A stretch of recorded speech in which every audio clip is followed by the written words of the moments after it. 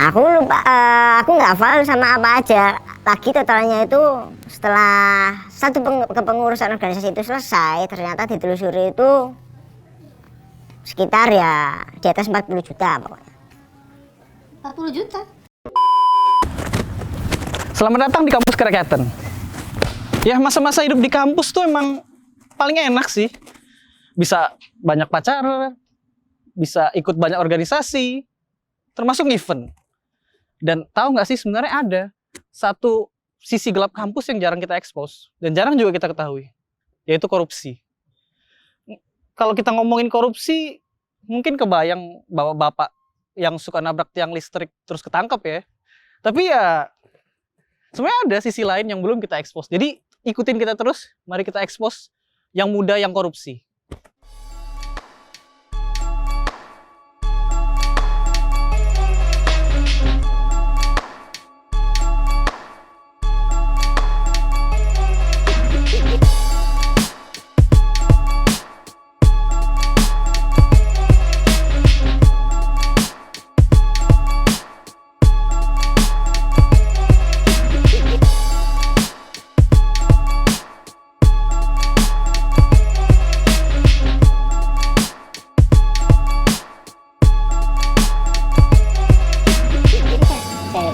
Jadi di sesi kali ini kami sudah bersama saksi korupsi bernama Mas Andre. Jadi Ya, selamat malam Mas. Gimana? boleh perkenalan dulu? Oh ya, sebelumnya perkenalkan, nama saya Andre. Udah gitu aja Mas. Jadi Mas boleh cerita nggak pengalaman Mas gitu? Kok bisa sih bisa jadi saksi korupsi gitu? Ya mungkin untuk Saksi apa terlibat Mas? saksi Mas.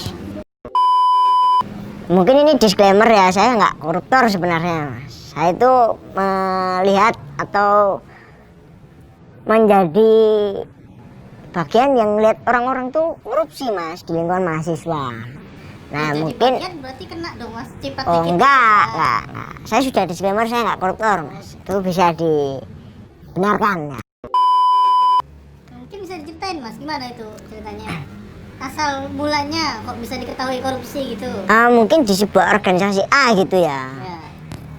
Nah, jadi ketika saya masuk, saya itu masuk sebagai pengawas di sebuah organisasi. Nah, di situ saya itu kan di awal-awal itu kan kita juga udah bonding, udah saling ngobrol dengan koordinatornya macam-macam. Terus kok ada staf-staf yang lanjut dari tahun sebelumnya lanjut ke tahun berikutnya, itu dia cerita keluh kesah gimana sih sebenarnya di organisasi A itu di tahun sebelumnya kayak gitu ya. Nah ini di sebelum tahun 2020 Mas kayak gitu. Nah staf-stafnya ini yang lanjut ini mungkin ada sekitar 7 sampai 8 orang lah. Yang korupsi datang Mas. Nah itu ada 7 sampai 8 staf yang duitnya itu ada yang belum dikembalikan sama koor yang sebelumnya di tahun sebelumnya. Terus ada juga yang mereka tuh cerita-cerita ada event-event ya, ada dalam satu kegiatan organisasi kan ada kegiatan, ada program, ada event segala macam tuh Mas ya kan. Nah pada saat itu masih belum ada corona, masih offline. Nah ada salah satu event namanya, ini nanti disensor Pak? Disensor. Nama kegiatannya Sama Samit. Sama Samit tuh. Sama Samit. Sekitar korupsinya ya mungkin kurang lebih ya 15 sampai 18. Banyak. Banyak Mas. Dapat motor itu? Hah? Dapat motor itu? Itu dapat DP rumah Mas. Itu masih satu event aja itu di satu organisasi ya. Itu kebetulan koornya itu di paruh kedua organisasi setelah evaluasi tengah tahun, dia menjadi setelah ditelusuri ternyata sudah menjadi mahasiswa tidak aktif. Oh, DO apa gimana? Cuti ternyata. Oh, jadi. Nah, harusnya tidak boleh ketika dia sudah menjadi mahasiswa tidak aktif untuk ikut ngurus organisasi itu kan. Juga ada dalam survei-survei yang diselenggarakan kampus yang diserahkan di organisasi itu juga duitnya ada yang kan kalau misalkan kita survei itu yang surveyornya kan dikasih ini kan Cuan-cuan. biaya lah, biaya akomodasi dan transportasi lah itu untuk survei internal kampus, tapi ternyata duitnya tuh nggak turun ke teman-temannya staff-staffnya ini gitu. Dan itu yang mungkin kalau 300.000 kali berapa orang kan juga udah terasa tuh mas. Aku lupa, aku nggak hafal sama apa aja. Lagi totalnya itu setelah satu kepengurusan organisasi itu selesai, ternyata ditelusuri itu sekitar ya di atas 40 juta pokoknya. 40 juta? Lebih bro, tapi nggak sampai 50. 40 juta ya, gitu kayak nggak ada yang protes gitu. Sebenarnya kalau mau protes ke ketuanya, paling pucuk pimpinannya sebagai payung organisasi dan yang melindungi staff-staffnya sebenarnya nggak ada, karena ketuanya itu baru tahu setelah dia demis.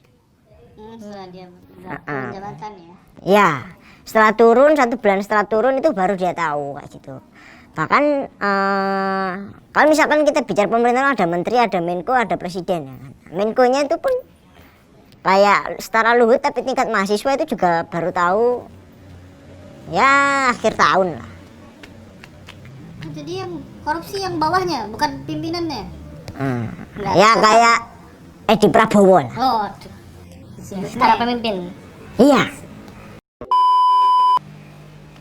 Kalau itu dari uangnya, uang dari mana ya sumbernya event-event itu? Apa dari sponsor, apa dari UGM, apa dari pungutan, gimana? Ya kalau uang itu ya ada proposal untuk sponsorship, untuk fundingnya, terus ada juga yang dari namanya juga organisasi internal kampus kan, duit matrix kan dari kampus juga mas, kayak gitu.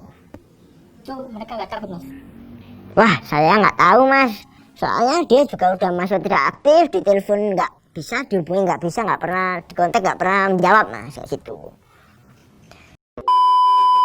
Itu kasus itu sempat dilaporin ke pihak berwajib atau UGM gitu melakukan tindakan itu enggak? Nah kalau misalkan itu dulu itu belum ada namanya badan audit keuangan mas di internal kampus ya, meskipun ya World Class University ya masih gitu-gitu aja mas sebenarnya mas. Nah baru ada itu di tahun 2020 badan audit keuangan, nah itu belum bisa ngaudit keuangan di tahun sebelumnya. Nah itu juga merupakan salah satu kesulitan sih mas. Sebenarnya udah ditawarin, ada orang luar ya kebetulan kenalan lah, itu pernah nawarin untuk ngelaporin ke pihak berwajib, ataupun sebenarnya juga bisa dimasukin ke majalah kampus sih, udah ditawarin juga. Cuman ya teman-teman ya sebenarnya kalau masalahnya udah di uangnya diganti sebenarnya udah nggak apa-apa sih, karena itu kan juga untuk staff-staffnya kan juga kasihan, ada yang dipinjam 2 juta, ada 5 juta untuk nalangin konsumsinya, untuk nalangin ya banyak hal lah mas, dalam persiapan event kan banyak tuh kan. Nah itu yang dikorupsi gitu ya, kasihan sih mas, staff-staffnya itu yang duitnya belum diganti sampai ya akhir kepengurusan lah gitu. Ada yang ngusut nggak dari UGM gitu? Kalau itu nggak ada sih tadi, karena nggak ada PAK di internal mahasiswa, dan di tingkat kampus mau audit juga yang penting kan ada LPJ-nya mas. Jadi susah untuk diketahui. Soalnya kalau bumi enggaknya sih itu tergantung yang tahu siapa sih, karena itu kan nggak dibuka ke publik juga gitu mas. Cuman kalau mungkin di organisasi setelahnya yang ngurus setelahnya pasti tahu, karena ada staf-staf banyak yang lanjut akhirnya cerita, dan internal organisasi pasti juga akan tahu gitu mas.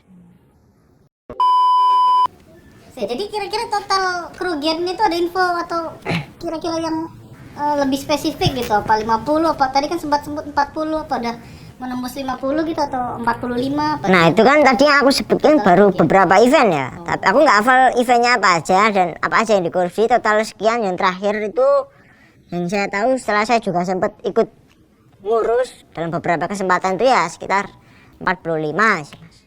Oh, berarti nggak cuma sekali ya, ada berkali-kali. Oh iya. Bisa tembus 80 dong. Oh enggak, 45 itu totalnya mas. Oh, 45 total, ada berkali-kali. Bisa buat maju Presma Trisakti itu mas. Sebenarnya menjadi keresahan tersendiri bagi teman-teman yang mungkin tahu tapi dia kadang itu nggak bisa ngapa-ngapain, mau dilaporin kemana, buktinya nggak ada, susah. Tapi mungkin bisa masuk dalam ingatan dan cerita aja, karena kemudian untuk ngelaporin juga teman sendiri ataupun ke seniornya sendiri, ataupun ya itu tadi karena buktinya nggak ada dan itu susah kayak gitu. untuk dilaporin juga nggak seberapa kasusnya. Kayak misalkan mungkin kebetulan ini yang kasusnya juga secara nominal agak besar. Kalau misalkan yang 300.000, 500.000, 1 juta, akhirnya nggak terasa juga korupsi, belum tentu mau ngusut juga kayak gitu sih. Ya harapannya ke depan ada di internal kampus tuh ada yang ini sih Mas, badan audit keuangan untuk audit kegiatan mahasiswa, untuk transparansi selain dari internal badan audit keuangan kayak gitu sih. Bagus.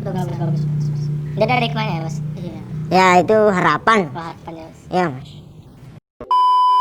Makasih Mas ya, Mas siapa tadi? Andre ya? Andre Mas. Oh iya, makasih Mas sudah mau. Kita nggak bisa salam COVID soalnya Mas. Oh iya. Tapi Masnya bajunya putih mungkin nggak apa-apa kalau salam Siap. salam. Baik. Kebutuhan pribadi. Mas. Enggak sih, enggak prioritas. Itu kalau di akhir aja. Tapi memungkinkan. Ya. Memungkinkan kalau misalnya emang semua acara berjalan dan kebutuhan semua terbackup, ya syukurlah. Untung hitung-hitung apa ya bahasanya ya? Kalian rakyat kecil ngerti nggak ya? Kita dibilang rakyat kecil ya.